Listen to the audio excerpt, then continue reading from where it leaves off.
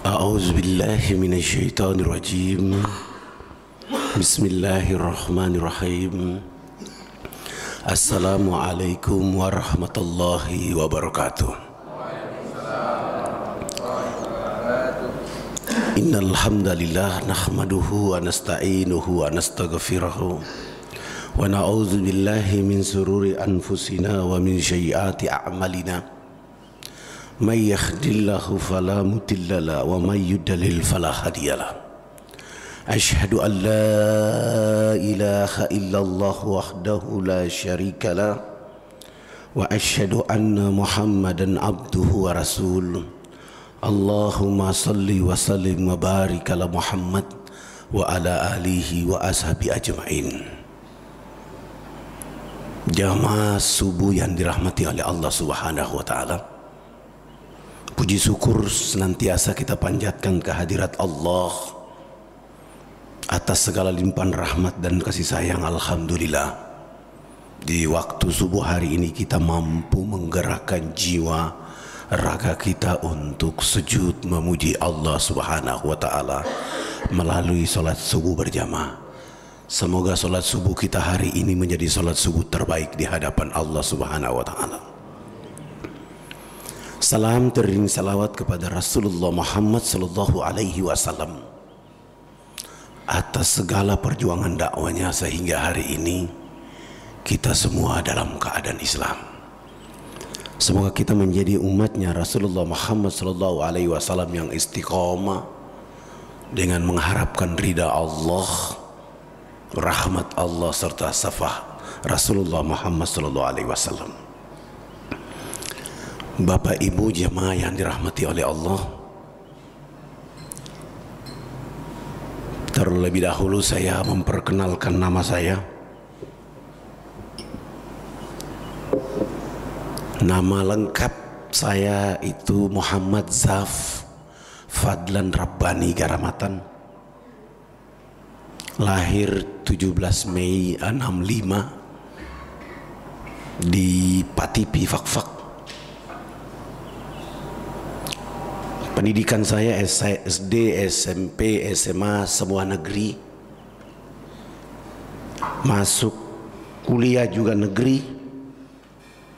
Jurusan ekonomi, studi pembangunan. S2 saya juga magister manajemen. Dan S2 di bidang ilmu pemerintahan. Alhamdulillah, saya tidak memanfaatkan sarjana ekonomi dan magisternya untuk kepentingan dunia, tapi saya pakai buat dakwah.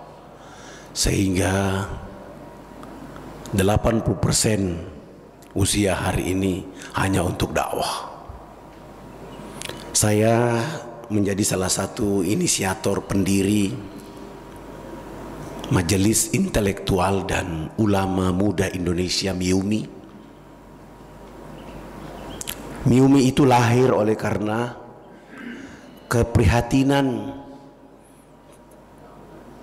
intelektual dan ulama muda Indonesia yang risih melihat keadaan bangsa, umat, ulama, dai, ustadz.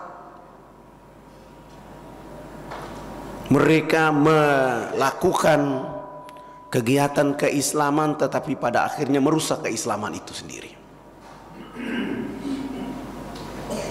Sehingga kami mulai melakukan pertemuan dari warung ke warung, dari rumah ke rumah. Harus ada revolusi dakwah. Sehingga pada tanggal 12 Februari 2012 kita menyatakan sikap untuk mendirikan lembaga yang diberi nama MIUMI,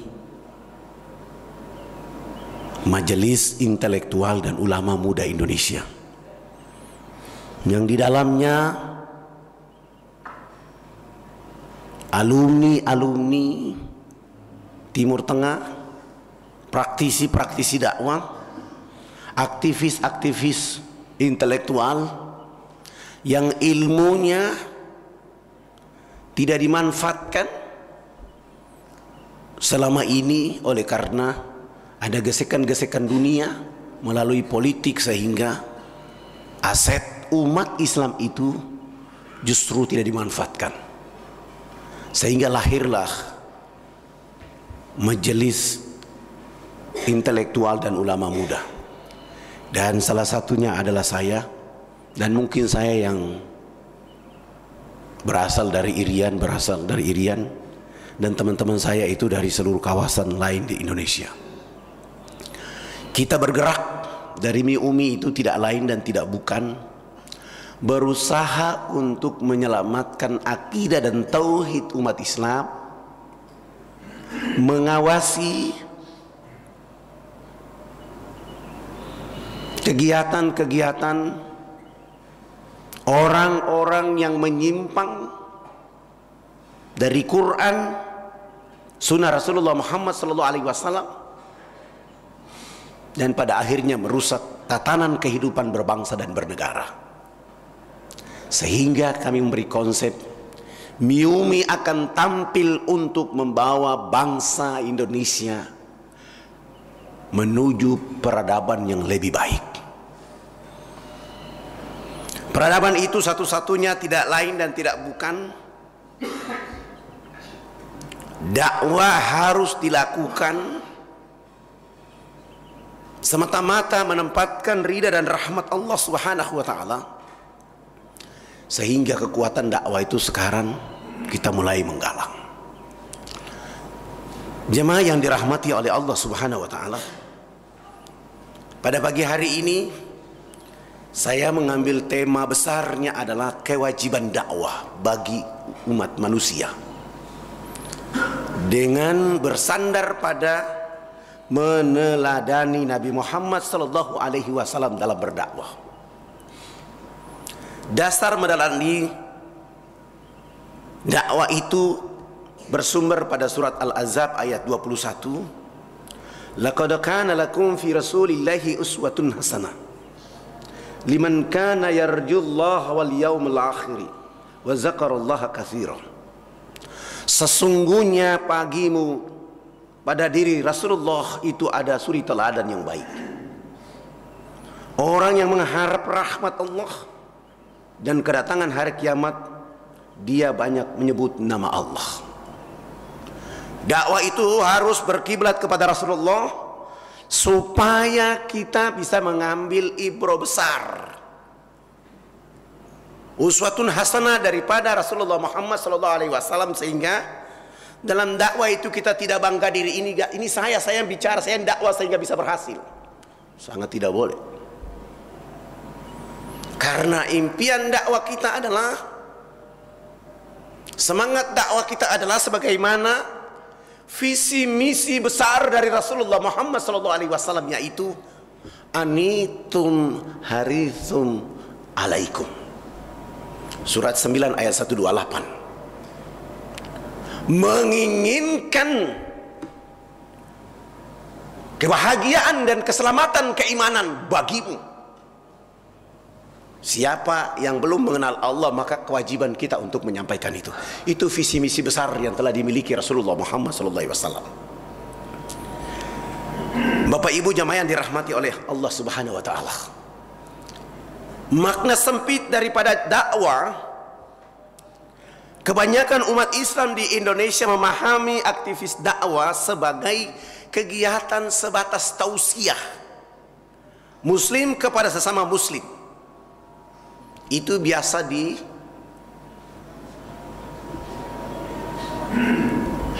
makna sempit oleh umat Islam itu sendiri. Dampak dari tausiah itu ada dua. Umat Islam bisa menjadi defensif, pasif, dan reaktif. Tapi dampak lainnya adalah umat Islam malah menjadi aktif, kreatif, persuasif, dan ekspansif. Ini kalau makna sempit dari dakwah. Padahal dakwah itu adalah pekerjaan bergengsi dari Allah Subhanahu wa taala, ditugaskan kepada khalifah di atas muka bumi, dan ternyata para nabi dan rasul melakukan pekerjaan bergengsi itu, dan mereka menghasilkan kualitas keteladanan dalam dakwah agar manusia masa kini menjadikannya menjadi teladan di dalam berdakwah.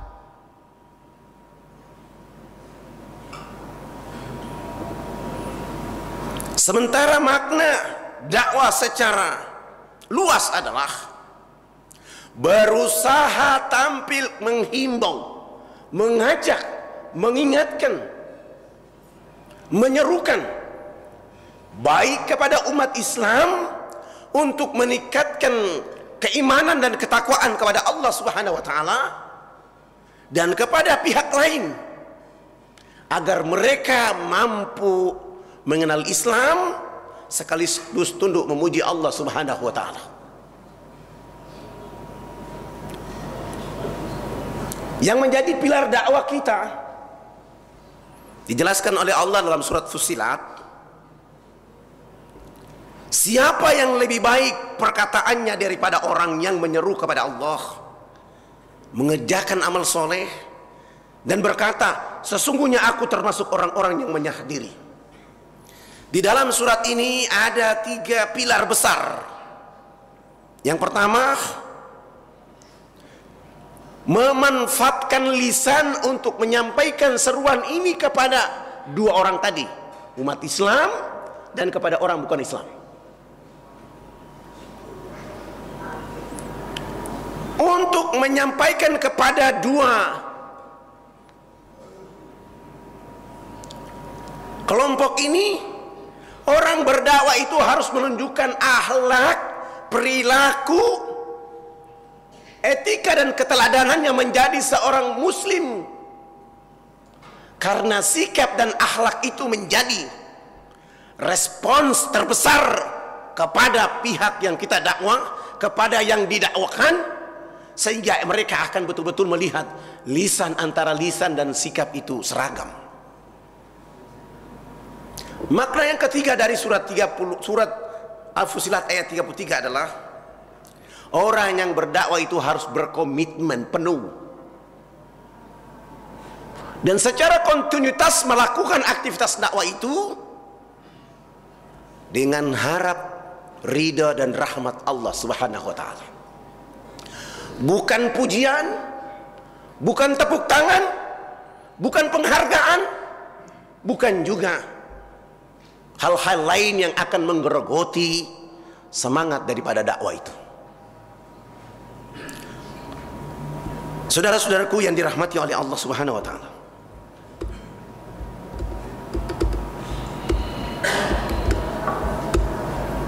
ketika orang sudah memahami makna seperti ini, maka dalam proses perjalanan hidupnya dia akan tampil untuk menempatkan energi,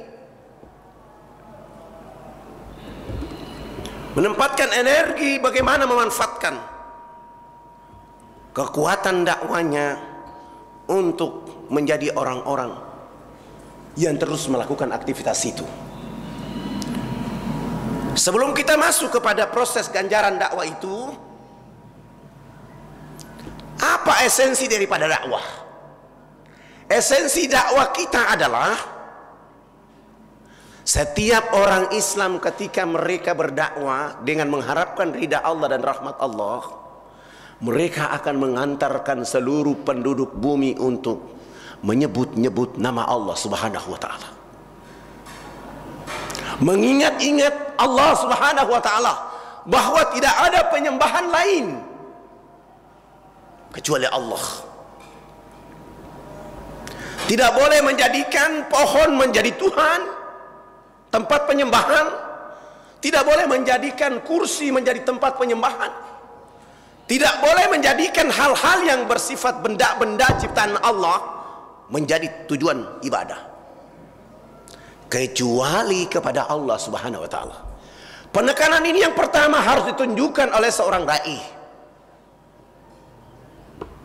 Kenapa? Ketika mereka memiliki hal ini, maka Rasulullah Shallallahu Alaihi Wasallam menyampaikan kepada kita bahwa orang yang berdakwah itu mendapatkan ganjaran yang sangat luar biasa nilainya. Sebagaimana riwayat Bukhari dan Muslim yang terjemahannya, demi Allah, jika Allah memberikan petunjuk hidayah kepada seseorang karena ajakanmu, maka itu lebih menguntungkan bagimu daripada mendapatkan onta merah. Onta merah itu sama dengan mobil mahal masa kini, kendaraan yang paling mahal harganya. Artinya ketika seorang dai mengajak orang lain, lalu orang itu mendapat petunjuk dari Allah Subhanahu wa ta'ala, maka itu ganjarannya lebih baik daripada kita memiliki harta-harta yang ada di dunia. Dan apa yang harus didapatkan oleh seorang dai? Seorang dai itu jangan mimpi bayaran, jangan mimpi perhormatan, jangan mimpi pujian. Seorang dai itu ketika dia berdakwah, dia pasti menghadapi tantangan berupa cemoohan, penjara, fitnah, caci maki, ancaman, pengusiran. Dan itu semuanya sudah dialami oleh Rasulullah Muhammad SAW. Tetapi Rasulullah menjadi mubalik terbaik, tampil walaupun caci maki, fitnah, pengusiran, dikejar, bahkan diancam mau dibunuh, Rasulullah tetap saja tegar dengan dakwah, oleh karena impiannya adalah melaksanakan tugas menjadi dai Allah Subhanahu wa ta'ala. Siapa yang menantang dakwah ini? Orang berdakwah itu pertama ditantang, yang menantang adalah keluarganya sendiri. Kalau dia sudah kawin, istrinya pasti, anak-anaknya, bapaknya, ibunya, mertuanya, sahabat dekatnya. Itu yang pertama. Tetapi karena semangat dakwah untuk mengambil nilai yang telah ditawarkan oleh Rasulullah Muhammad SAW itu, sehingga cemoohan, caci maki, fitnah, pengusiran, dikejar, dipenjara itu bagi seorang dai adalah kapsul vitamin untuk terus berdakwah, agar orang menyebut nama Allah, tunduk kepada Allah, patuh kepada Allah, taat kepada Allah, menyembah kepada Allah, sami'na wa ata'na kepada Allah, dan mengikuti Rasulullah Muhammad SAW. Ganjaran ini yang sedang dikejar oleh sahabat pada masa lalu, menyebar ke seluruh tanah air, seluruh dunia, supaya Islam dengan cepat berkembang. Begitu juga di Indonesia, dari Aceh berkembang sampai para wali-wali dan ulama-ulama kita itu bergerak. Dari semangat kekuatan dakwah itulah, hasil daripada dakwah itulah menghasilkan Indonesia ini.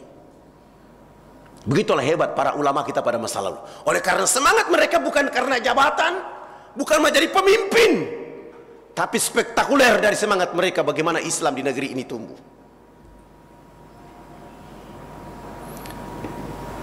Orang yang berdakwah itu harus memiliki semangat akhirat, jangan memiliki semangat dunia. Ketika orang memiliki semangat akhirat, maka mereka memanfaatkan dunia ini menjadi kendaraan untuk melakukan aktivitas untuk mendapatkan akhirat. Allah Subhanahu wa ta'ala memberi motivasi dalam surat 42 ayat 20. Barang siapa yang mencari keuntungan akhirat, Allah tambahkan keuntungan dunia itu baginya. Dan barang siapa yang mencari keuntungan dunia, Allah berikan kepadanya sebagian kecil saja, tetapi di akhirat dia tidak dapat apa-apa sama sekali. Orang yang hanya bekerja untuk dunia, mereka tidak dapat apa-apa di akhirat. Tapi orang yang bekerja untuk Allah dan Rasulnya, maka Allah menyiapkan akhirat mereka dan dunia mereka dapatkan. Sehingga tidak boleh dakwah itu ada kontrak. Tidak boleh dakwah itu ada nilai. Sangat rendah kalau kita menjadikan dakwah dengan kontrak. Bahkan sebagian besar di antara kita berpikir bahwa dakwah itu adalah lapangan pekerjaan. Sehingga kalau mengundang para dai berhubungan dengan manajemen, kontraknya berapa? Kalau sepakatnya 100 juta, bayar panjarnya 15 juta, ada tawaran berikutnya datang, maka mereka mengambil tawaran berikutnya karena nilainya lebih besar. Seorang dai juga tidak boleh memikirkan bahwa tempat di mana saya tidur, bed cover yang tebal, hotel yang berbintang, makanan yang enak, tidak boleh. Karena kita bukan mencari tempat tidur, mencari hotel berbintang, makanan yang enak. Visi misi kita sebagaimana dalam surah At-Taubah ayat 128, anitum haristum alaikum. Ini yang ditanamkan kepada para dai supaya para dai itu bergerak bukan untuk menghasilkan pujian. Dan kebanyakan di negeri kita itu yang ada, sehingga para dai itu ketika sampai di tengah-tengah lokasi dia berdakwah, yang tema dia tanamkan adalah bagaimana membuat jamaah yang hadir itu tertawa terbahak-bahak. Sehingga jamaah ketika mereka mendengar kajian itu, mengikuti tabligh akbar itu, pulang ditanya oleh orang, apa yang disampaikan oleh ustadz tadi? Alhamdulillah, lucu sekali. Ini menyimpang. Dan kalau ini yang terjadi terus menerus, maka kondisi jamaah keumatan kita berada pada tataran yang paling rendah. Padahal di masa lalu istri-istri para sahabat, ketika mereka tidak mendapat hak mengikuti kewajiban sholat Jumat, mereka menugaskan suami mereka untuk pergi sholat Jumat. Setelah suami sholat Jumat, mereka menyiapkan makanan di rumah sambil menunggu suaminya kembali. Begitu suaminya kembali ke rumah, mereka mencium tangan suaminya, menyediakan makanan. Sebelum suaminya makan, mereka bertanya kepada suaminya, apa isi khutbah hari ini dari Rasulullah Muhammad SAW? Istri-istri masa kini tidak tanya itu sama kita. Suaminya pulang suruh makan, tidur. Saking mereka ingin mendapatkan ilmu pengetahuan yang pada hari ini mereka tidak sholat, tetapi mereka ingin mendapatkan khutbah hari itu dengan tujuan untuk membekali diri mereka. Kenapa? Mereka punya impian untuk akhirat. Nggak boleh mengambil dunia menjadi tujuan, sehingga para dai itu bekerja untuk Allah dan Rasulnya. Tidak harus memikirkan tempat mana yang harus saya ceramah. Apakah di situ tempatnya orang elit, orang kaya, orang miskin, orang susah? Tidak boleh memilih tempat dakwah. Semua tempat yang ada di atas muka bumi ini dakwah. Darat, laut, udara pun bisa kita berdakwah. Karena saya punya pengalaman. Tahun 92 saya mau ke Cina, acara pertemuan dai Asia. Saya naik pesawat dari Jakarta ke Singapura. Saya beli tiket pesawat dan saya menunggu sahabat saya dari Sarawak, namanya Ustadz Abdul Muthalib. Begitu dia datang, dia beli tiket. Dan ketika saya sudah beli tiket dan saya cekin nomor tiket saya adalah seat nomor 5E. Si Abdul Muthalib ini datang, dia beli tiket dan dia check in dan dapat nomor 23E. Lalu kami dua berjumpa di restoran dan saya bilang sama beliau, Ustadz, kenapa kita belum pernah berdakwah di atas pesawat? Abdul Muthalib bilang sama saya, ente gila. Bagaimana kita bisa berdakwah di atas pesawat? Orang Yahudi kafir semua di atas pesawat. Saya bilang sama beliau, udara itu punya Allah. Seandainya tidak ada dakwah di atas udara, Allah menjatuhkan pesawat, semua orang amblas. Tapi itu sekedar kami bertemu dan berbicara. Sesudah itu kami tidak melanjutkan pembicaraan. Lalu makan. Tiba-tiba setengah jam kemudian panggilan, kami masuk pesawat. Begitu masuk pesawat, saya alhamdulillah kursi saya semua laki-laki. Abdul Muthalib ini naik, di sebelah kanan dia perempuan Cina, di sebelah kiri dia adalah perempuan Rusia. Sementara Abdul Muthalib itu dia pakai gamis putih besar, imamah besar, serban berlapis-lapis. Si Katerina ini, perempuan Rusia ini, kayak baru naik dari kolam renang.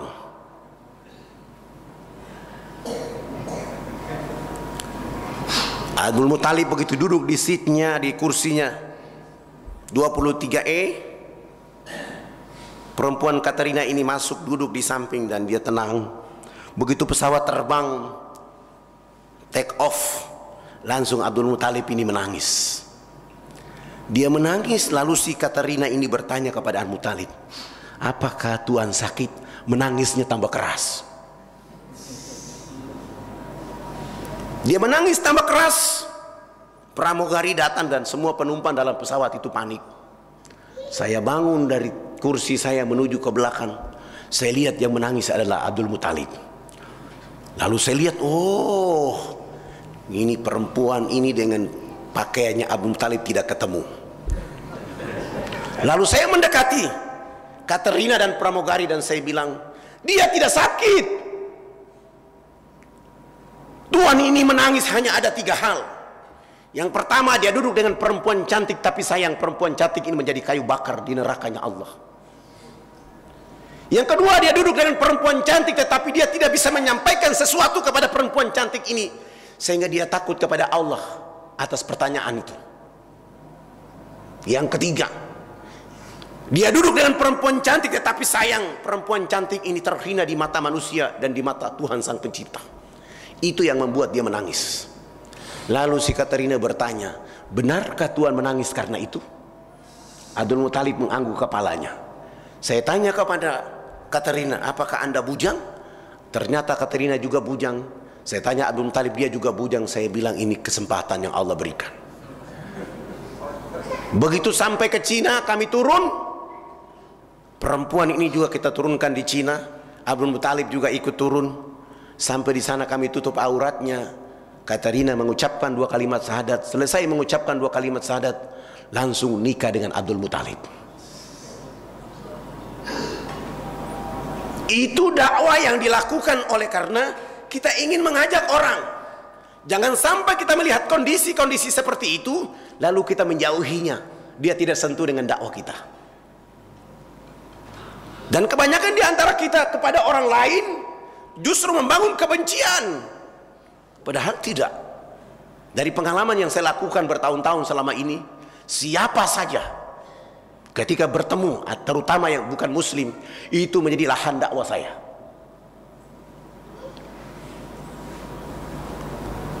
Karena impiannya tadi menuju kepada akhirat. Jangan terlalu lihat kepada dunia, karena ayat ini mengingatkan kepada kita bahwa dunia itu sandiwara dan permainan. Bahkan dalam surat 47 ayat 36, innamal hayatu dunya laibu wal khu. Sesungguhnya kehidupan dunia itu permainan dan sandiwara. Ketika permainan dan sandiwara ini menggerogoti keadaan hidup kita, maka kita hanya berada pada tataran rendah kehidupan dunia. Sementara kehidupan akhirat justru kita tidak pernah merebutnya dengan sempurna. Saudara-saudaraku yang dirahmati oleh Allah Subhanahu wa taala, apa yang menjadi tugas kita? Allah ingatkan kita dalam surat 16 ayat 125, surat An-Nahl. Ud'u ila sabili rabbika bil hikmah wal mau'izatil hasanah. Dakwah itu harus dilakukan dengan santun, arif, bijaksana. Berdialog, berdebat pun dengan arif dan bijaksana. Tidak boleh seorang dai berdakwah lalu dia menghadapi orang yang menurut dirinya belum mengenal Allah, lalu dia menunjukkan sikap kekerasan. Dakwah tidak boleh dengan kekerasan. Tadi lisan yang tenang, damai, akhlaknya. Nanti dari dakwah itu kita menunggu berikutnya. Jemaah yang dirahmati oleh Allah Subhanahu wa taala. Biasa kita berdakwah, terutama di antara kita orang Islam, ketika kita mengajak teman, terkadang teman itu mengatakan sok tahu, sok alim, baru ikut pengajian sudah mulai datang ajak-ajak. Itu dai. Seorang dai itu demikian. Begitu dia mengajak langsung kena tantangan. Sok alim baru ikut pengajian di Istiqomah sudah datang mengajak saya. Itu menunjukkan bahwa kita sedang berdakwah. Saking pentingnya dakwah sehingga Rasulullah SAW mengatakan bahwa, bersabda bahwa, sampaikan walaupun satu potong ayat. Di mana sampaikan? Di mana sampaikan? Sehingga semangat itu muncul. Berikutnya seorang dai tidak saja satu kali menyampaikan. Di dalam berdakwah itu berulang-ulang menyampaikan. Setelah berulang-ulang menyampaikan, tidak boleh berhenti saja, tapi dia juga harus mendoakan supaya orang yang didakwakan itu mendapat petunjuk. Dan dalam Islam kita diperintahkan oleh Rasulullah SAW untuk mendoakan orang yang bukan Islam ketika kita berdakwah supaya mereka mendapat petunjuk dan mengucapkan 2 kalimat syahadat. Kepada orang yang sudah Islam kita mendoakan supaya hidayah datang, memperkuat dia untuk meningkatkan keimanan dan ketakwaan kepada Allah Subhanahu wa taala. Ini pekerjaan yang bergengsi, sehingga kemana-mana di pasar kita bertemu ada sahabat yang melakukan kekeliruan, dakwah ini harus disampaikan, saling mengingatkan, saling menegur. Bahkan ketika kita mendakwai orang lain lalu orang lain itu tersinggung, dan orang yang tersinggung itu merubah keadaan hidupnya sesuai yang apa yang kita sampaikan, subhanallah, orang yang tersinggung itu mendapat pahala 2 kali, dan kita yang mengajak itu lebih darinya. Masih banyak lagi pentingnya dakwah bagi kehidupan kita. Ketika kita mulai bergerak dari diri kita, dakwai keluarga kita, rumah tangga kita, orang-orang yang kita cintai karena Allah, sahabat-sahabat kita, tempat di mana kita bekerja, ada dakwah di sana, sehingga hari-hari dakwah itu selalu mengikat hati manusia, sehingga mereka selalu taat kepada Allah Subhanahu wa taala. Kalau tidak ada dakwah, maka pendengaran kita tidak terisi apa-apa. Dan boleh dibuktikan, hari ini Bapak libur dari dakwah selama 6 bulan ke depan, keimanan orang-orang Islam akan turun. Tapi ketika hari-hari dia mendengar dakwah yang benar, maka insya Allah semakin terjaga imannya dan kuat imannya kepada Allah Subhanahu wa taala. Olehnya itu, hadirin yang dirahmati oleh Allah Subhanahu wa taala, ketika kita menempatkan akhirat menjadi kekuatan dakwah kita, maka perjalanan hidup ini menurut Rasulullah sallallahu alaihi wasallam dalam hadis Tirmizi bab 8 halaman 499, orang yang paling cerdas ialah orang yang selalu mengevaluasi dirinya, mengintrospeksi dirinya. Itu adalah dakwah pada dirinya. Setelah dia mendakwai dirinya, baru dia mulai bekerja untuk keluarga dan orang lain. Bapak Ibu jemaah yang dirahmati oleh Allah Subhanahu wa taala, kita ini paling pandai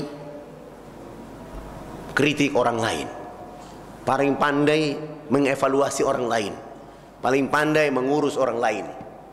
Sementara Allah berfirman dalam Al-Quran, fi anfusikum afala tubassirun,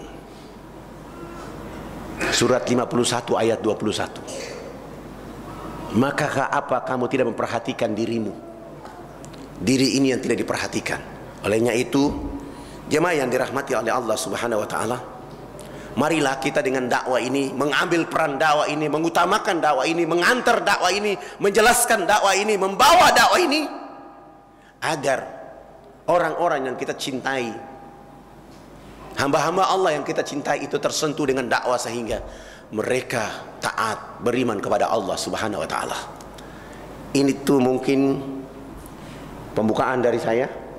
Saya kembalikan kepada saudara MC. Baik, alhamdulillah Bapak-bapak, Ibu-ibu dan tradisi diberikan bagian pertama tausiah Ustadz Fadlan Garmatan tentang dakwah secara global dan bagaimana mengikuti atau meneladani dakwah Rasulullah SAW. Kita masih memiliki waktu yang banyak sekali, ada 35 menit sampai 40 untuk mengisi bagian kedua sesi tanya jawab kita dalam kajian pada subuh kali ini. Baik, kami beri kesempatan kepada jamaah di sini dan mitra edisi untuk memberikan pertanyaan tentang materi dakwah dan meladani dakwah Rasulullah maupun masalah-masalah lain tentang Islam dan keislaman. Untuk mitra edisi dapat menghubungi kami di line SMS di 0811 5445 895. Kami ulangi 0811 5445 895. Baik, ada pertanyaan dari jamaah sini? Ya, silakan. Tolong berbicaranya sampai mic-nya on supaya bisa didengarkan oleh jamaah di rumah. Ya, silakan Ustadz Hakim. Assalamualaikum warahmatullahi wabarakatuh. Waalaikumsalam warahmatullahi wabarakatuh. Pak Ustadz Fadlan, yang ingin saya tanyakan adalah bahwa orang pada umumnya bekerja mencari nafkah. Di satu sisi ada tugas dakwah yang dicontohkan oleh Rasulullah SAW. Kalau Nabi sendiri kita sudah tidak pungkiri lagi, beliau 100% dakwah. Nah, orang-orang yang bekerja dan berdakwah ini, bagaimana dia mengutamakan yang mana? Kalaunya para sahabat tadi mungkin bisa berikan contoh bagaimana, sehingga orang sekarang ini antara mencari nafkah dan berdakwah ini bagaimana porsinya? Ustadz Fadlan sudah mengatakan bahwa beliau 80% berdakwah. Nah, orang-orang kebanyakan orang Islam ini bagaimana sebaiknya? Terima kasih. Assalamualaikum warahmatullahi wabarakatuh. Waalaikumsalam warahmatullahi wabarakatuh. Waalaikumsalam. Bagaimana Ustaz ini manajemen diri dan dakwah tentang kewajiban berdakwah tapi juga ada kewajiban untuk mencari nafkah untuk keluarga misalnya gitu Ustaz. Oke, jamaah yang dirahmati oleh Allah Subhanahu wa taala. Inilah hilang dari kita. Kita disuruh bekerja. Wa ma khalaqtul jinna wal insa illa liya'budun. Tidak aku perintahkan jin dan manusia melainkan beribadah. Bekerja itu ibadah. Yang menjadi masalah ketika ada orang aktivitas kerjanya tapi dia tidak mengikutkan dakwah di dalam pekerjaan itu yang tidak ada pada kita. Mau jadi tentara, gunakan tentara itu untuk berdakwah. Mau jadi polisi, gunakan polisi untuk berdakwah. Menjadi pedagang, gunakan dagangan itu, perdagangan itu menjadi berdakwah. Ini yang tidak ada. Sehingga kebanyakan kita di Indonesia itu mengkooptasi bahwa dakwah itu hanya alumni pesantren, orang khatam Quran, orang yang hafiz Quran, orang yang sekolah di sekolah agama, itu yang tidak. Apa tugasmu? Pekerjaan apa? Lakukan dakwah di dalam itu. Karena kamu bekerja di tempat itu tidak kesendirian. Pasti ada 1-2 orang sampaikan walaupun sepotong ayat. Ini yang tidak ada. Ini yang hilang dari kita. Sehingga apa yang terjadi? Lihat, dakwah hanya pada orang-orang tertentu saja. Dan itu yang harus dipahami oleh kita. Kita menjadi pedagang, tetapi kita harus menjadi mubalik di situ. Kita menjadi guru, tapi kita juga menjadi mubalik di situ. Kita menjadi satpam, tapi kita juga menjadi mubalik di situ. Karena di situ tidak mungkin seorang. Pasti ada teman 2-3 orang. Nah, kita menghabiskan waktu di tempat kita bekerja hanya untuk cerita yang tidak bermanfaat. Hampir hari-hari kita cerita tentang hari ini dapat uang berapa. Tapi tidak pernah kita bertanya, kamu hari ini sudah beramal apa belum? Adakah di antara kita begitu pagi-pagi begini kita cemburu? Ketika ada teman mengatakan, kamu sudah berinfak sedekah pagi ini apa belum? Nggak ada orang yang bicara itu. Ini dakwah. Jadi dakwah itu bukan saja menyampaikan sesuatu yang pada akhirnya kita harus menyampaikan ayat. Tidak. Ketika konteksnya adalah merubah orang menuju Allah, itu dakwah. Mengantar orang melalui syariah Allah, itu dakwah. Apalagi berusaha untuk mengantar orang dari hal yang hilaf, lupa, lalai, kembali kepada Allah Subhanahu wa taala. Jadi saya kira itu semua orang mau bekerja dari apa saja, tapi ambil peran dakwah di situ. Tidak harus kita berdiri di mimbar. Kalau kita tadi berdiri di atas mimbar, pandangan sempit yang kita dapatkan. Sehingga itu tausiah saja di tempat di mana ada majelis taklim. Sementara di pasar ada orang bikin kesalahan, kecurangan, kita biarkan. Ada timbangan di pasar curang, takarannya dikurangi, kita justru diam-diam saja. Padahal mestinya di saat itu, kalau dia sebagai kepala pasar, sebagai satpam di pasar, dia datang kepada orang itu mengatakan, Allah sedang menyaksikan. Hari ini kita kurangi timbangan, tetapi itu. Saya kira itu, Pak.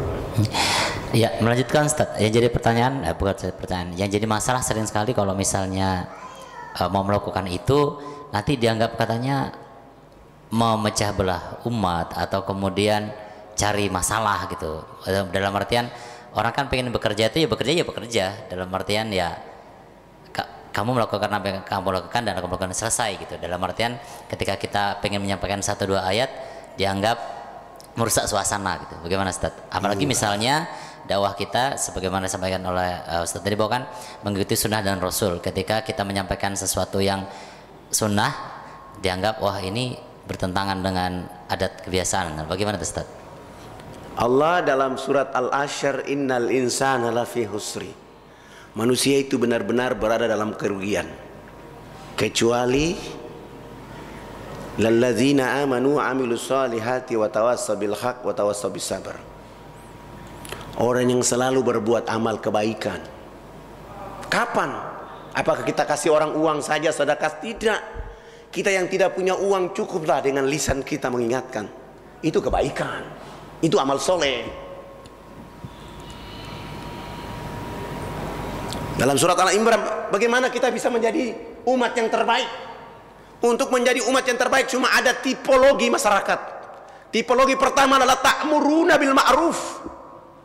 Mengajak orang menuju kebaikan. Dan tipologi yang kedua, kita juga berperan wa tanhauna 'anil munkar, menjadi masyarakat yang mampu mencegah kemungkaran.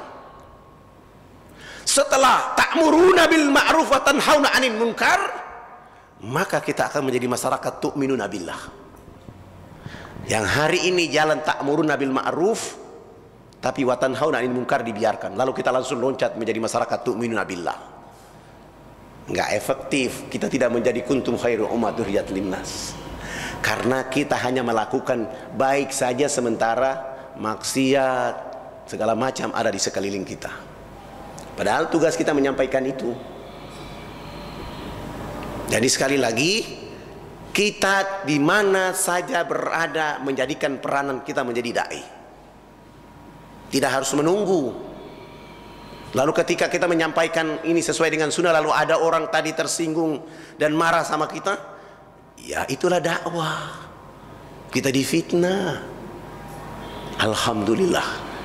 Tapi ketika kita makin difitnah, orang mengatakan kita akan membuat pepercayaan, kita akan membuat keonaran, kita minta ampun kepada Allah dan mendoakan orang-orang itu.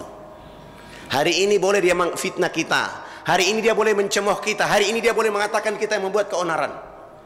Tapi lama kelamahan dari doa kita kepada Allah, Allah akan merubah dia. Ada satu hal yang terjadi di tanah air kita, di kebanyakan kita. Saya mau tanya bapak-bapak ini, harus jawab dengan jujur. Ketika bapak naik motor atau bawa mobil, berada di jalan yang pelan, bawa mobilnya berada di jalan yang benar, bawa mobilnya juga pelan. tiba-tiba ada orang dari arah berlawanan, dia balap mobil motornya kencang dan menabrak mobil bapak ibu. Kira-kira kalimat apa yang pertama keluar dari lisan bapak ibu? Kalimat apa yang pertama keluar? Yang jujur saja dulu. Yang keluar dari lisan kita, brengsek loh, kurang ajar, sontoloyo, goblok loh, mata lo di mana? Kalimat-kalimat ini tidak pernah didakwakan oleh Rasulullah dan tidak pernah diajarkan oleh agama.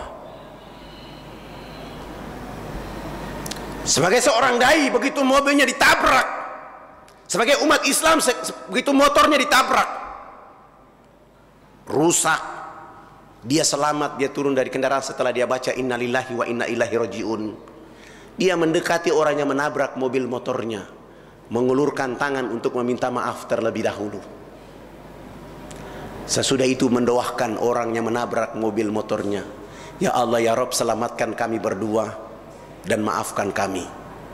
Lalu dia bilang kepada orang yang menabrak mobil motornya, saudaraku, saya lihat kamu terburu-buru sehingga kamu balap mobil dan menabrak mobil motor saya. Silakan saudara, urusanmu belum selesai, lanjutkan perjalananmu. Itu dakwah. Tetapi ketika motor, mobil ditabrak, lalu kita turun dari kendaraan kita, kita mengancam orang dengan bahasa-bahasa seperti tadi, kita tidak dapat apa-apa kecuali tidur ingat orang yang menabrak mobil motornya. Bahkan di saat kita berdiri sholat 5 waktu, begitu kita sudah wudhu, takbir kita masih ingat Allahu Akbar, sontoloyo orang itu. Allahu Akbar, brengsek, belum lunas lagi cicilannya sudah ditabrak. Tapi tadi bagi orang yang tadi dididik dengan puasa, dididik dengan sholat, dididik dengan air wudhu, mobil motor ditabrak, dia selamat, dia dengan cara seperti itu. Ketika dia takbir, dia tidak ada beban apa-apa. Allahu Akbar, terima kasih ya Allah, Engkau hari ini memberi pelajaran kepadaku. Saya jalan di jalan yang benar, bawa mobil saya juga pelan, tetapi musibah itu menimpaku. Saya tahu Allah, saya beli mobil ini, saya beli kendaraan ini, saya belum mengeluarkan infak sedekah, maka Engkau mengajariku agar aku mengeluarkan infaknya ke bengkel. Bukan menuntut kepada orang tadi, ganti itu kaca spionnya rusak, bayar. Tidak ada pendidikan, edukasi dakwanya tidak ada. Tapi ketika tadi cara yang mulia tadi dari orang-orang tadi, dia pulang, dia naik motornya di sepanjang jalan, dia akan menangis dan menyesal. Lalu Allah menurunkan hidayah bagi dia. Hari berikutnya dia bawa mobil, dia tidak lagi. Bahkan dia ketika sudah sampai di rumah, jadi kembali cari bapak untuk minta maaf. Dan akhirnya menjadi sahabat. Itulah sikap orang berdakwah. Kenapa? Orang berdakwah itu tidak menjadikan benda-benda di dunia ini menjadi tuduhan. Tidak. Tapi menjadikan benda-benda dunia ini menjadi sarana untuk melakukan dakwah menuju Allah Subhanahu wa taala. Jadi biar saja orang bilang keonaran, angkat tangan berdoa supaya mereka dapat hidayah dan petunjuk. Jangan begitu sudah mereka hina, kita balik membalasnya. Apa yang kita dapat dari situ? Pesan dakwah kita tidak ada. Ada yang lain? Ya, ada yang lain dari sini? Belum? Kalau gitu dari SMS. Ustaz, masih tentang bagaimana cara berdakwah, Ustaz. Karena yang jadi masalah adalah sebenarnya kan bukan masalah dakwahnya. Niatnya ada, tapi caranya bagaimana, Ustaz? Misalnya begini kasusnya. Disampaikan bahwa di kampung beliau ini seluruh penduduknya muslim, tetapi yang perempuan-perempuan tidak ada yang memakai aurat, tidak memakai penutup aurat. Nah, beliau ini pengen mendakwahi, tetapi karena bukan ustazah gitu ya, sehingga tidak tahu bagaimana caranya. Tetapi kalau misalnya mendiamkan saja, beliau juga merasa takut gitu. Nah, bagaimana caranya, Ustaz? Ya, para pendengar dan jamaah yang dirahmati oleh Allah. Ibu ini cerita, dia di tengah umat Islam. Saya itu dulu punya ambisi berdakwah menyelamatkan saudara-saudara kita di pedalaman. Rambutnya lebih keribo lagi daripada orang-orang di tempat ibu itu. Saya yakin itu. Pertama, dia harus menjadi teladan. Dan dalam berdakwah itu tidak boleh ada ketakutan, tidak boleh. Surat 2 ayat 147, Al-haqqu mirabbika falatakunana minal mumtarin. Kebenaran itu datang daripada Rabbmu, maka jangan kamu ragu. Jika niat sudah ada, luruskan niat itu. Kokohkan niat itu. Tampil dengan damai, tenang, arif, bijaksana. Gunakan pakaiannya terlebih dahulu. Hari-hari di tengah-tengah mereka dengan pakaian itu. Jika hari pertama mendatangi orang itu belum berhasil, bawa orang itu datang ke rumahnya lalu ceritakan kepada mereka. Hari ini memang belum, esok lakukanlah terus menerus sambil mendoakan orang itu. Insya Allah, Allah hadirkan hidayah untuk mereka. Orang di pedalaman Irian juga begitu. Tidak langsung masuk Islam, lama. Bahkan saya menggunakan cara-cara dengan cara menggunakan salon, kecantikan. Ketika mereka melihat kecantikan itu akhirnya memeluk Islam. Begitu memeluk Islam, rambut keribo keriting itu dia tutup dengan jilbab. Sehingga aroma yang tadi ketakutan itu menjadi cantik. Karena menutup wajah rambut kepalanya dengan jilbab.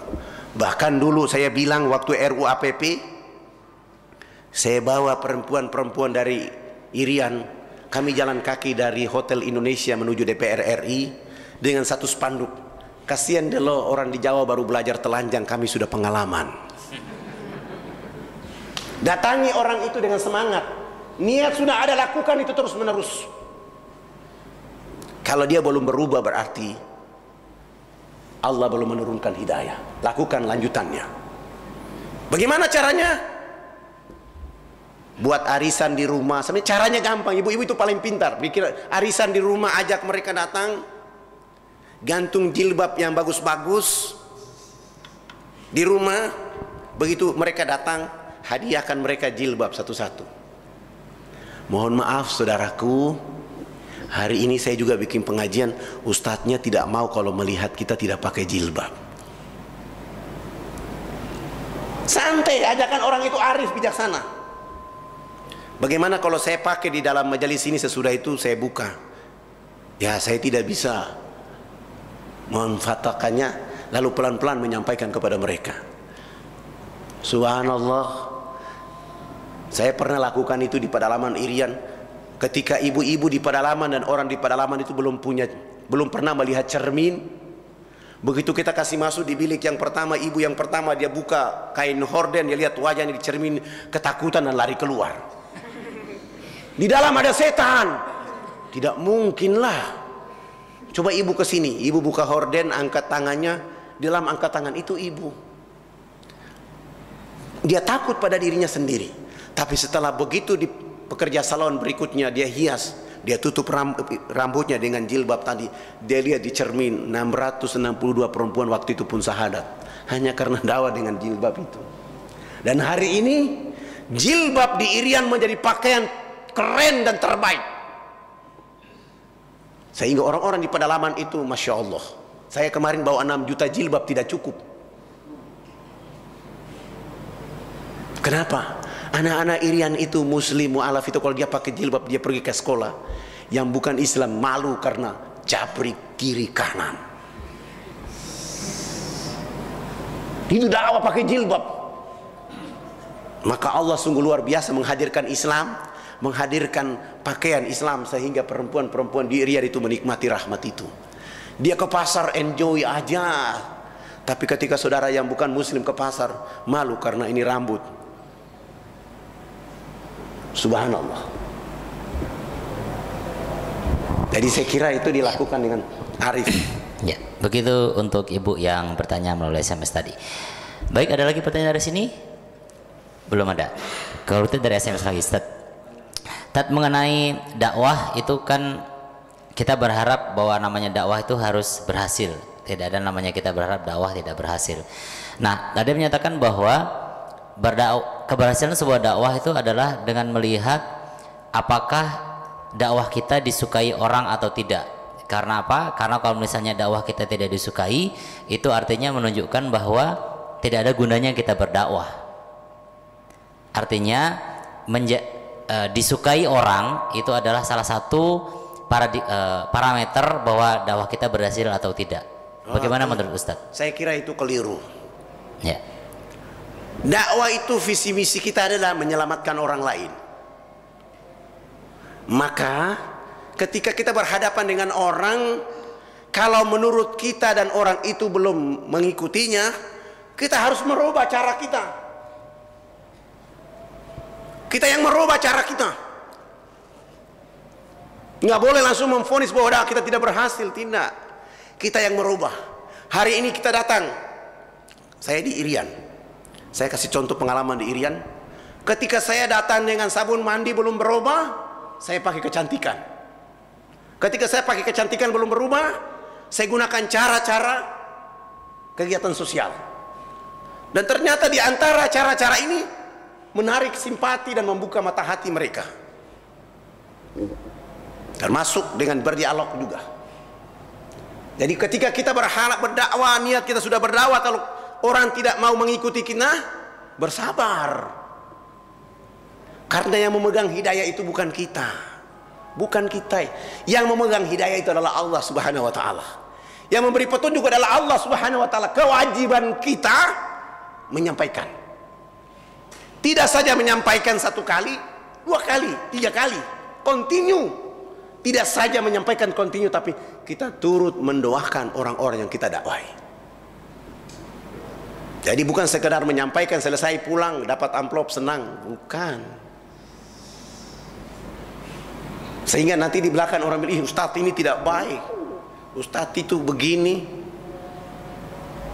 Ketika kita mendengar itu, kita yang datangi orang bersangkutan. Ketika ada orang mengatakan dakwamu kurang bagus, jangan bangun kebencian dengan orang itu. Datangi orang itu dengan santun, minta nasihat dari dia. Pak, saya minta dinasihati, tapi jangan kemukakan kepada dia bahwa tadi saya dapat kabar bahwa Bapak menceritakan bahwa saya dakwah tidak baik. Nggak boleh. Usahakan jangan sampai dia tahu. Datangi silaturahmi dengan orang bersangkutan. Kalau dia muslim, assalamualaikum warahmatullahi wabarakatuh. Bapak minta waktu, saya mohon maaf kalau pagi-pagi atau siang atau sore ini saya datang ke rumah. Saya mau silaturahmi. Saya dapat kabar Bapak di kampung ini agak sedikit pengetahuan agamanya bagus, makanya saya datang untuk minta nasihat. Kalau saya dakwah kurang baik, mohon saya dinasihati karena saya baru belajar. Itu seorang tawadu dalam dakwah. Jangan sampai membuat kebencian dengan orang. Saya menggunakan cara itu juga karena Rasulullah Shallallahu Alaihi Wasallam 3 tahun belum wafat. Sebelum beliau wafat, selesai sholat subuh pergi ke pasar beli roti, keliling kota Madinah mencari siapa yang miskin. Dia berjumpa dengan seorang Yahudi yang buta lagi miskin. Rasulullah memeluknya dan menyuap roti ke dalam mulut Yahudi yang buta lagi miskin.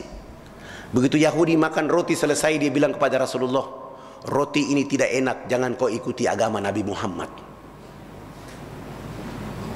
Berapa lama Rasulullah mendengar ini? Setiap pagi selama 3 tahun. Rasulullah tidak membangun kebencian dengan dia, justru melayaninya setiap pagi. Begitu Rasulullah wafat, Yahudi yang buta lagi miskin sudah tidak lagi mendapatkan roti yang enak itu. Abu Bakar Siddiq bertanya kepada Aisyah radhiyallahu anhu, ya Aisyah, tolong ceritakan kepada saya amal perbuatan apa dari Rasulullah yang belum pernah saya lihat. Saya mau mengamalkan. Aisyah menceritakan peristiwa ini. Besok pagi Abu Bakar selesai memimpin sholat subuh ke pasar beri roti, datang ke rumah Yahudi yang buta lagi miskin, yang sudah 3 bulan tidak mendapatkan roti karena Rasulullah wafat. Begitu Abu Bakar memeluknya, dia bilang, tanganmu kasar. Masukkan roti ke dalam mulutnya, dia bilang ini roti pahit, tidak enak. Jangan kau ikuti agama Nabi Muhammad. Berapa lama Abu Bakar Siddiq melakukan ini? Tiap pagi selama 1 minggu. Di hari ke-7 begitu dia mengatakan tanganmu kasar, roti ini tidak enak, Abu Bakar Siddiq langsung menjawab, memang tangan ini kasar, roti ini tidak enak, karena orang yang tangannya lembut dan rotinya enak itu 3 bulan yang silam dia telah wafat, dia telah meninggal dunia. Lalu sang Yahudi itu bertanya kepada Abu Bakar Siddiq, siapakah orang yang engkau maksudkan? Abu Bakar Siddiq menjelaskan, dialah orang yang selama ini engkau katakan kepadanya, jangan kau ikuti agama Nabi Muhammad. Begitu mendengar kalimat ini dari Abu Bakar Siddiq, Yahudi buta lagi miskin itu langsung pingsan. Begitu dia sadar dari pingsannya, kalimat kecerdasan yang keluar dari lisannya, asyhadu an la ilaha illallah wa asyhadu anna Muhammad Rasulullah. 3 tahun ditambah 1 minggu, 3 bulan ditambah 1 minggu baru ada hidayah ke situ. Jadi tidak harus membuat orang langsung dapat hidayah, tidak. Hidayah itu milik Allah, petunjuk itu milik Allah. Tugas kita terus menerus mengingatkan kepada yang Islam untuk akidah dan tauhidnya makin tinggi, makin kuat. Kepada saudara-saudara kita yang lain kita perkenalkan inilah Islam. Hari ini orang bilang kita teroris, dakwah kita tidak menyampaikan itu kepada mereka. Mestinya kita datang sampaikan, yang teroris ini begini, dengan santun, jangan kita balas dengan kekerasan. Nanti tidak ada simpati orang kepada dakwah ini. Saya lakukan itu sehingga saya hampir dalam 1 tahun 2 kali bisa pergi ke Amerika. Sementara teman-teman saya lain gak bisa pergi karena begitu masuk visa dilihat sampai di Cina dipulangkan. Saya cerita tahun 93 waktu saya ke Amerika, diundang oleh saudara saya ini si Abdul Muthalib tadi, karena istrinya sudah masuk Islam. Hari ini istrinya tadi itu jadi ustazah di Amerika, di Kanada, di Toronto waktu itu. Saya datang, kami jalan-jalan terus waktu duhur masuk, tidak ada masjid. Tiba-tiba saya melihat gereja katedral Katolik punya. Saya bilang sama teman saya 4 orang, ini sudah waktu duhur, kita sholat di mana? Teman-teman mengatakan nanti kita tunggu cari tempat. Saya bilang itu ada gereja, kita sholat di terasnya saja. Mereka bilang sama saya, ente ini gila. Ya, kita beribadah kepada Allah bukan tempatnya. Akhirnya saya yang menang, mereka 4 orang ikut saya, kami sampai ke sana. Saya lapor di penjaga gerejanya bahwa kami orang muslim dari Indonesia, kami mau sholat tapi tidak ada tempat, jadi kami mau pinjam teras gereja ini. Kami dikasih, lalu ambil air, istinja, teras itu selesai, dibersihkan. Sesudah itu pasang kompas ala kiblat, kami sholat. Begitu kami berdiri sholat duhur, dia justru menangis di tempatnya. Penjaga ini menangis. Selesai sholat kami berdoa selesai, ada 1 rantang makanan, kami 5 orang makan di rantang itu sama-sama. Dia makin nangis. Begitu dia menangis, kami mengucapkan terima kasih. Dia bilang, jangan pergi dulu. Hari ini baru saya menemukan kedamaian dan kesejahteraan dalam hidup saya. Saya sudah bertahun-tahun menikah dengan istri saya, tapi saya belum pernah makan 1 piring seperti hari ini kalian mengajarkan saya. Dan saya belum pernah melihat orang diatur oleh 1 orang, tunduk sama-sama, berdiri sama-sama. Bolehkah saya minta telepon Anda? Kami kasih telepon. Setelah kasih telepon, kami pulang. 1 minggu kemudian dia telepon, bolehkah kita berdiskusi? Lalu kami berdiskusi dengan beliau. Setelah diskusi 3 bulan kemudian dia menyatakan, saya mau masuk Islam.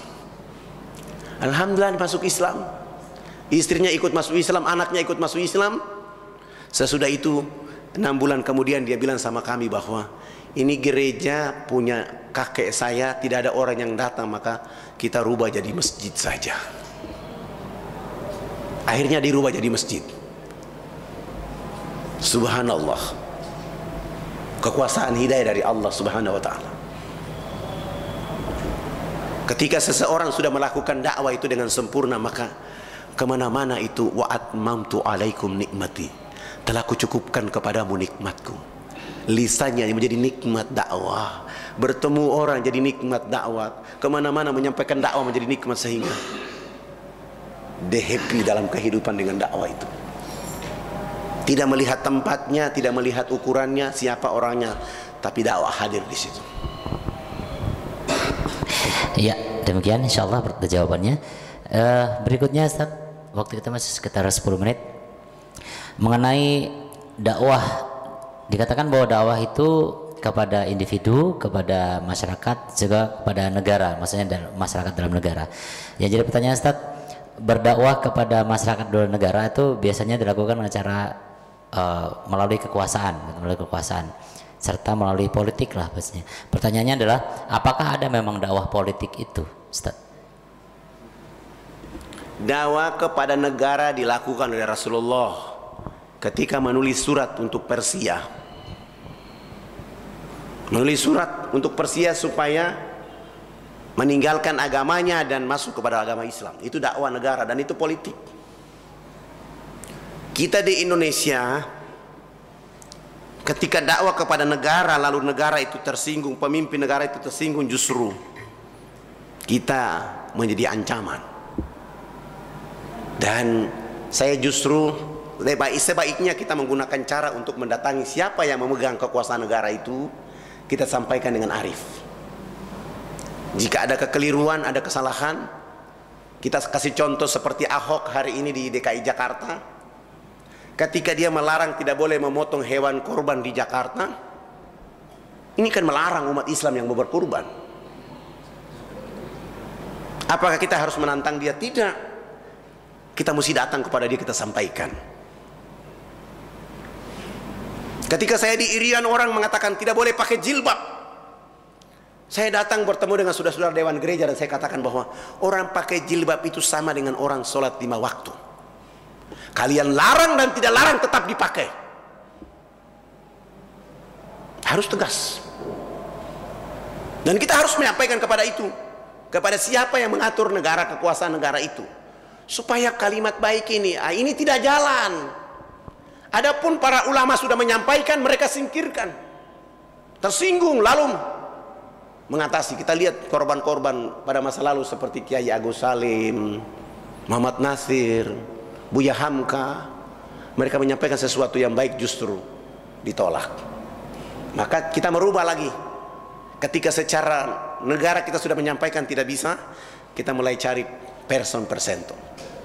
Hari ini kita di Indonesia belum berhasil berdakwah, walaupun sudah nampak tapi belum berhasil, karena dai di Indonesia sangat kurang. Dari penduduk 250 juta itu harus kita menyiapkan 5 juta dai. Dengan ukuran 250 juta dibagi 5 juta dai. Satu dai sudah memegang minimal 100 orang atau satu RT. Makanya kalau ada RT, dia harus menjadi dai.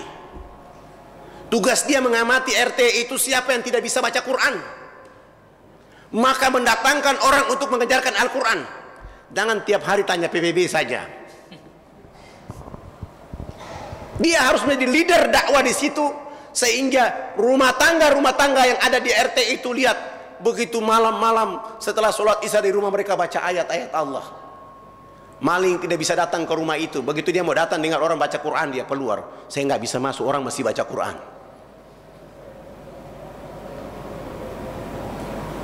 RT mempunyai peran. Kalau ada warganya tidak sholat 5 waktu, dia harus mendatangi.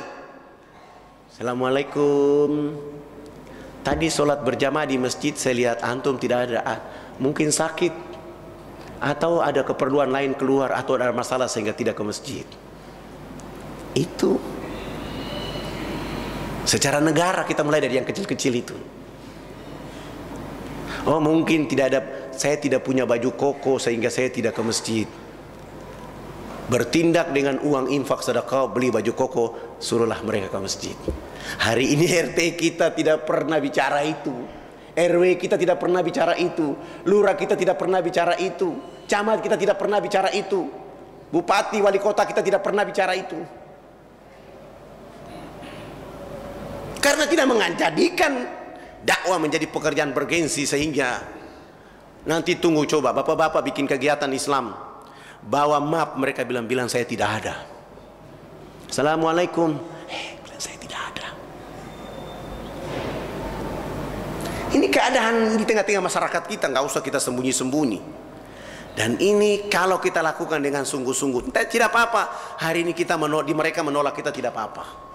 Jangan prasangka buruk kepada mereka. Sekali lagi, tidak boleh membangun negatif thinking ketika melakukan dakwah. Selalu positif thinking. Tahun 84 ketika saya ditombak oleh kepala suku di betis kaki kiri saya masuk rumah sakit. Seluruh teman-teman dai saya mengatakan kita harus balas. Saya bilang jangan. Dia orang bodoh di kampung, tidak tahu apa-apa. Dia perlu diprovokasi orang-orang. Begitu sehat walafiat, 3 bulan di rumah sakit keluar, saya bilang kita kembali ke kampung itu lagi.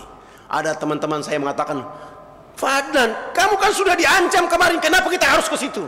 Kita ini dai, kita bukan siapa-siapa. Begitu kami datang, ternyata kepala suku yang menghadiahkan tombak di betis kaki saya, dia justru sakit. Saya perintahkan para dai kita bawa dia ke rumah sakit. Kami rawat dia sehat walafiat. Sesudah itu kami antar pulang. 1 minggu kemudian kami datang. Beliau menerima kami dan mengundang masyarakat dan 15 kepala keluarga di kampung itu. Setelah kami menjelaskan singkat kepada mereka, langsung 15 kepala keluarga itu masuk Islam. Dan ternyata Rasulullah spektakuler dalam hal seperti itu. Dilempari dengan kotoran, orang bilang dia gila. Ada seorang Yahudi yang ingin memalukan Rasulullah SAW. Dia memberitahu kepada penduduk Madinah saat itu bahwa saya akan mempermalukan Rasulullah Muhammad. Saya akan mempermalukan Muhammad. Orang-orang kafir yang lain mengatakan kau tidak sanggup. Nabi Muhammad itu orang yang akhlaknya paling hebat. Lalu dia mendatangi rumah Rasulullah SAW. Begitu dia datang, dia bilang, ya Muhammad, bolehkah hari ini saya bertamu di rumahmu? Rasulullah menjawab, boleh, silakan. Begitu dia datang, Rasulullah menyediakan dia minum, makan sambil cerita. Ketika sambil cerita, Yahudi ini memperhatikan di mana kekurangan Rasulullah. Cerita sampai waktu duhur, dia minta makan, Rasulullah sediakan makan, dia makan. Sesudah itu dia bilang sama Rasulullah, ya Muhammad, saya ini mengantuk.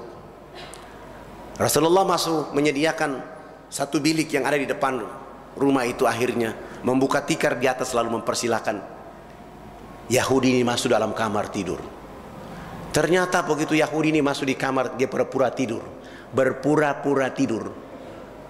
Begitu dia masuk, dia cabut pedang di tangan, di sebelah kanannya, dia simpan di bawah tikar.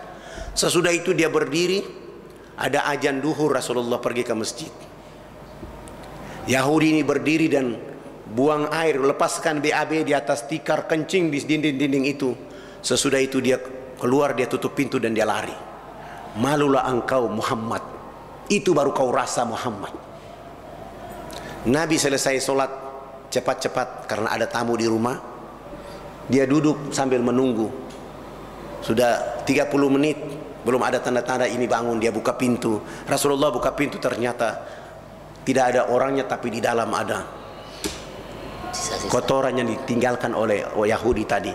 Rasulullah masuk ke dalam itu, mengambil tikar itu sendiri, keluar.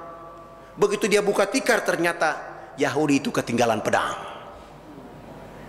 Rasulullah mengambil pedang dan meletakkan dengan sempurna. Setelah membersihkan dinding yang penuh dengan bau pesing itu, dia bawa tikar keluar dan dia siram. Setelah dia siram, di saat dia menyiram tikar yang penuh dengan BAB itu, sang Yahudi sudah berjalan 1/2 jalan. Begitu 1/2 jalan, dia pegang di pinggangnya, ya pedang saya ketinggalan. Saya kembali tidak. Kalau saya kembali pasti dibunuh oleh Muhammad. Waduh, pedang saya yang paling terbaik. Akhirnya keputusan terakhir, Yahudi ini kembali bertemu Rasulullah Muhammad SAW. Begitu mendekati Rasulullah Muhammad SAW, dia mengatakan, ya Muhammad, saya lupa pedang saya. Tapi dia sedang melihat Rasulullah menyiram tikar yang tadi dilepaskan BAB. Rasulullah mengatakan, tunggu sebentar. Dia masuk mengambil pedang dan serahkan kepada sang Yahudi. Jatuh pingsan. Setelah dia pingsan, dia bilang kepada Rasulullah, asyhadu an la ilaha illallah wa asyhadu anna Muhammad Rasulullah. Begitu happy-nya orang menyampaikan dakwah. Ini yang belum sampai pada kita hari ini. Iya, sangat menarik sekali dan masih ingin kita bersama Ustadz Fadlan. Namun waktu kita sudah habis, Ustadz. Bisa ditutup kajian kita kali ini tentang dakwah ini melalui closing statement, Ustadz. Jamaah yang dirahmati oleh Allah Subhanahu wa taala. Sekali lagi, dakwah adalah pekerjaan dan bergensi dari Allah Subhanahu wa taala. Marilah kita lakukan dakwah itu karena kita ingin menyelamatkan semua orang dengan visi misi anitum harisum alaikum. Allah Subhanahu wa taala dalam hadis qudsinya menyampaikan kepada kita, wahai hamba-hambaku, kalian semua dalam keadaan telanjang jika tidak aku beri pakaian. Sebab itu mintalah pakaian dariku. Wahai hamba-hambaku, kalian semuanya dalam keadaan kehausan jika tidak aku beri minum. Sebab itu mintalah minum dariku. Wahai hamba-hambaku, kalian semuanya dalam keadaan kelaparan jika tidak aku beri makan. Sebab itu mintalah makan dariku. Wahai hamba-hambaku, kalian semuanya dalam keadaan kegelapan jika tidak aku beri penerangan. Sebab itu mintalah penerangan dariku. Wahai hamba-hambaku, kalian semuanya dalam keadaan tersesat jika tidak aku beri petunjuk. Sebab itu mintalah petunjuk dariku. Wahai hamba-hambaku, kalian semuanya jin dan manusia, sejak aku menciptakan alam raya sampai aku kiamatkan alam raya, tidak ada satupun kalian jin dan manusia yang mau beriman kepadaku. Itu pun tidak akan pernah mengurangi kekayaan dan kekuasaanku. Dan seandainya kalian jin dan manusia semua beriman kepadaku sejak aku menciptakan alam raya sampai aku kiamatkan alam raya, itu pun tidak akan pernah menambah kekayaan dan kekuasaanku. Kalian semuanya bermohon kepadaku dengan permohonan yang banyak. Aku kabulkan permohonan kalian satu persatu. Itu pun tidak akan pernah mengurangi kekayaan dan kekuasaanku. Mau tahu kekuasaanku, kata Allah, ambillah satu batang jarum, pergilah kalian ke samudera air laut yang luas, celupkan batang jarum itu ke dalam samudera air laut yang luas. Sesudah itu angkatlah batang jarum itu dari samudera air laut yang luas. Lihatlah di batang jarum itu ada bekas-bekas air laut. Sungguh air laut itu tidak akan pernah berkurang sedikit pun. Itulah dakwah, itulah dai. Ketika mereka memiliki pakaian ketakwaan, minuman keimanan, makanan keislaman, penerangan Al-Quran, mereka kemana-mana mereka akan menyampaikan Islam dengan dua terminal, lezatnya iman dan manisnya ibadah. Subhanallah wa bihamdika asyhadu an la ilaha illa anta astaghfiruka wa atubu ilaik. Wassalamualaikum warahmatullahi wabarakatuh. Waalaikumsalam warahmatullahi wabarakatuh.